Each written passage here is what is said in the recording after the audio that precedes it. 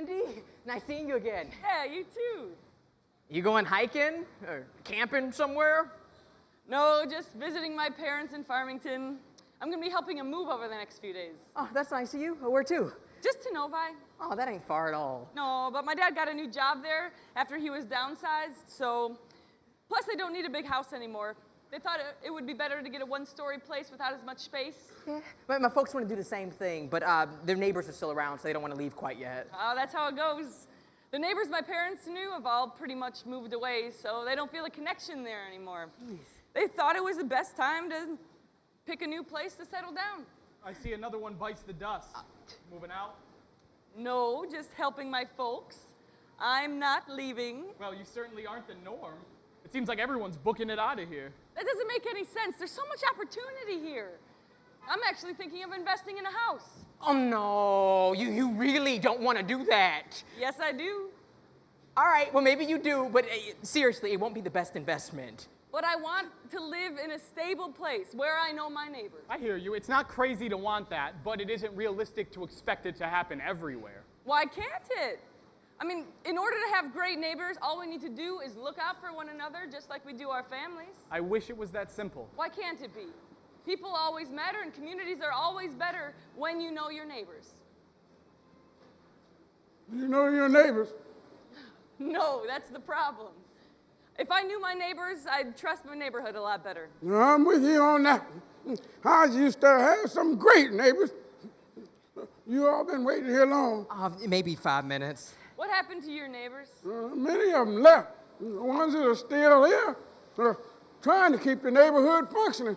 But we're getting older, and nobody young is moving in. Well, I'm looking for a place. We'd be glad to have you. You young people what would get the government to paying attention again? How's that? Well, young man, when neighborhoods get less populated, you get less attention from city government. The money just isn't there anymore. Tell me about it. Your place hurting too.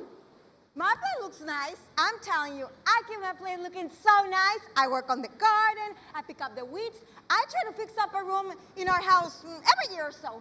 But I cannot do the work for my other neighbors. Well, why don't they do the work? I know when I have a home, I plan to take care of it. Good for you. Good for you, dear, but not everyone thinks like that. You know, as a homeowner, you have responsibilities. You can't let your home become an eyesore for those on your block. I take it you have some of those burned houses around you? I wish that was the only problem. But houses around us are covered with weeds and some have squatters. You can't feel safe in a place like that. And it's not just you in Southwest Detroit. It's happening in Ypsilanti as well. My parents live up there, and their neighbor's house is just an embarrassment. What happened to them? The neighbors ran away from the mortgage.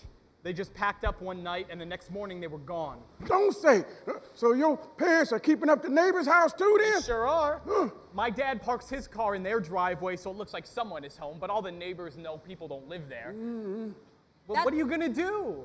They have to do that, or else their place will start looking bad. That's a big responsibility. It becomes like a second job. Exactly, but they have to do it. They don't want their property to be devalued. Well, what can you do? You can't force someone to take care of their property.